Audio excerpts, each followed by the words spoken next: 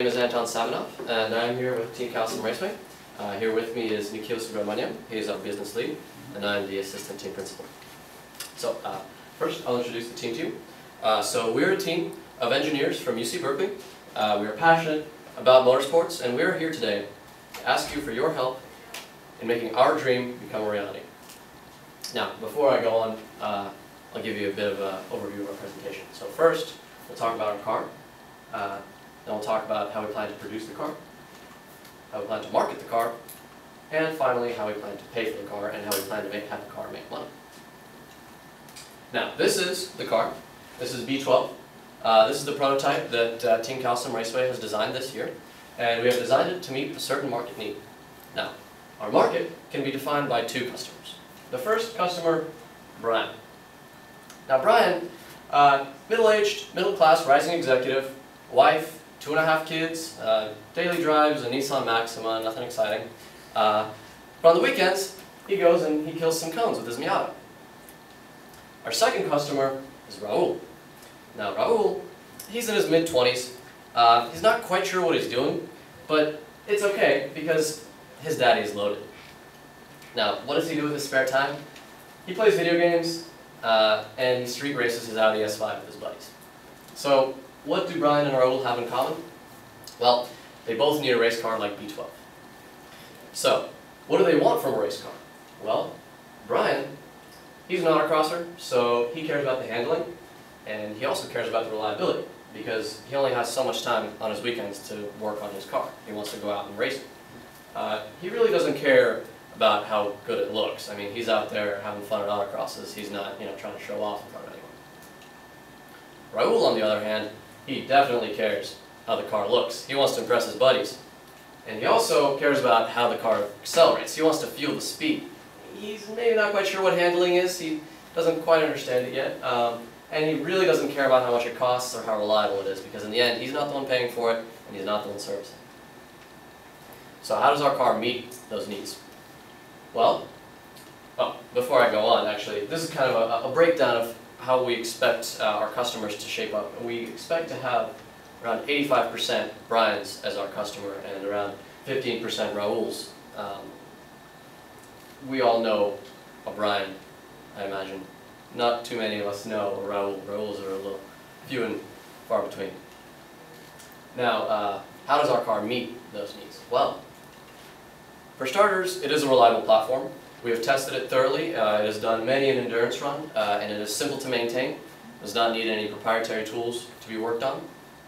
It's powered by a Suzuki Gixxer 600 motor, which is a readily available power plant, and it does 0 to 60 in 4 seconds, which is plenty to meet the needs of Raul, and plenty to meet the needs of Brian as well. And it makes 85 horsepower. It's got a steel tube frame with shear panels on the sides. The steel tube frame is easy to maintain. If something goes wrong with it, you can just weld it up, unlike a carbon fiber monocoque. The side shear panels are carbon fiber flat panels, and they help with side impact safety. So when Raul tries to justify his purchase to his parents, he can use the safety aspect of the car. And finally, fully adjustable suspension on all 4 corners, which means that Brian can adjust the suspension how he needs it for whatever event he's running, whether he's running on concrete or asphalt, and whether whatever Raul chooses to do with the car, he can also play around with it as he needs. Now, the production. So, Team Calcium Raceway comes to the table with a partner already lined up, several partners actually, the first of which is MUN Manufacturing. Now, MUN Manufacturing is a firm that has already produced parts for our current prototype, the one prototype we made for the competition today. They have made us suspension mounts, they've made us ball joints, they've made our uprights, they made a lot of CNC machining parts, but beyond that they have also water jets, they have laser cutting machines, they have all the machines we need in order to manufacture fully a B12. Of all the options available to us, that is the lowest risk, the highest quality, and the lowest price, at least for the first 5 to 10 years. The lowest risk, meaning we don't have to invest in a factory, we don't have to invest in machines, we don't have to invest in finding machinists. We simply give the drawings to MUN, who then make the parts to our spec, or even greater sometimes. we found that these parts were absolutely top-notch. So if we were to find our own machinists, we would not be guaranteed this quality. Finding machinists is tough in these days. MUN Manufacturing is also local to us. They're located in Oakland, California, which is about 20 miles away from where our shop is currently located. So they're easy for us to work with, cuts down on logistics time. Lowest price means we spend less time finding a factory, less time finding machinists, and more time on things like marketing, which I'll now hand over to Nikhil to explain. So I thought I'd explain how we're going to produce the car. We already have one partner lined up, and I'd like to introduce the other partner, Sim Raceway. Now, Sim Raceway is an online racing community.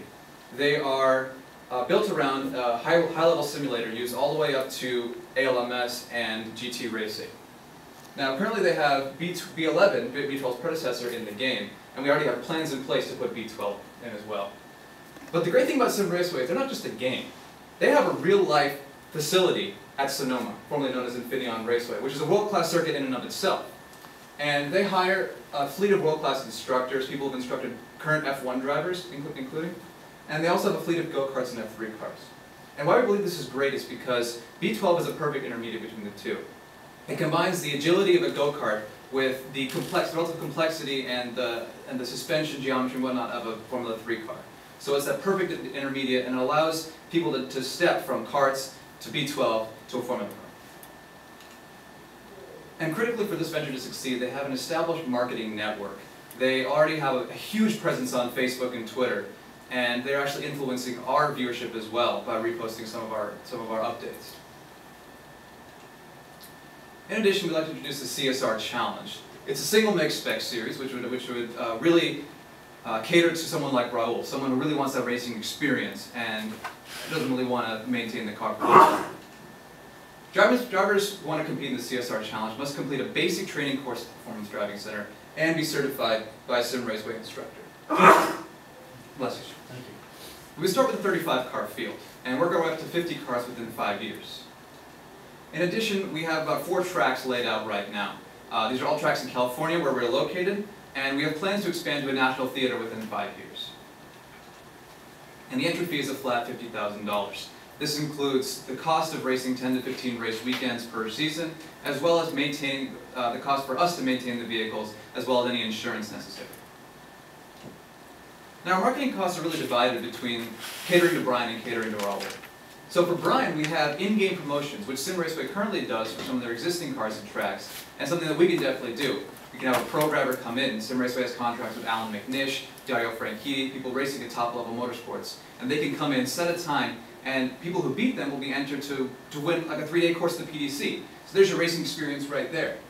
In addition, we'll have B12 track days and demonstrations at various SCCA events around the country. So autocrosses, Grand Am races, whatnot. We can bring a semi with B12, filled with B12s to it, let people drive around, see what it's all about. For Raul, we have the aforementioned racing series, which comes at a cost of about $1.5 million to us to run. And this includes renting tracks for weekends, this includes hiring marshals, this includes safety equipment, and also a prize for the winner. Now, our expenditures for year 1 are divided as such.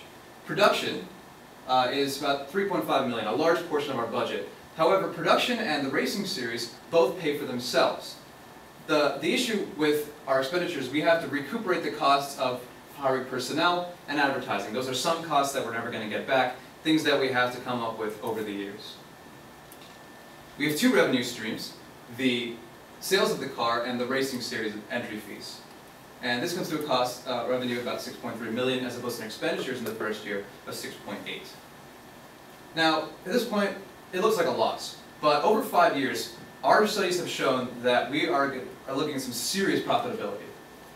Our net profit in millions goes all the way up to $7.5 million, which means we can pay our investors back in full in 5 years. We have a net present value of about $11.5 million, assuming an interest rate of 5%, which is about average for companies like this. And to make this all work, we need an initial capital investment of $9.5 million.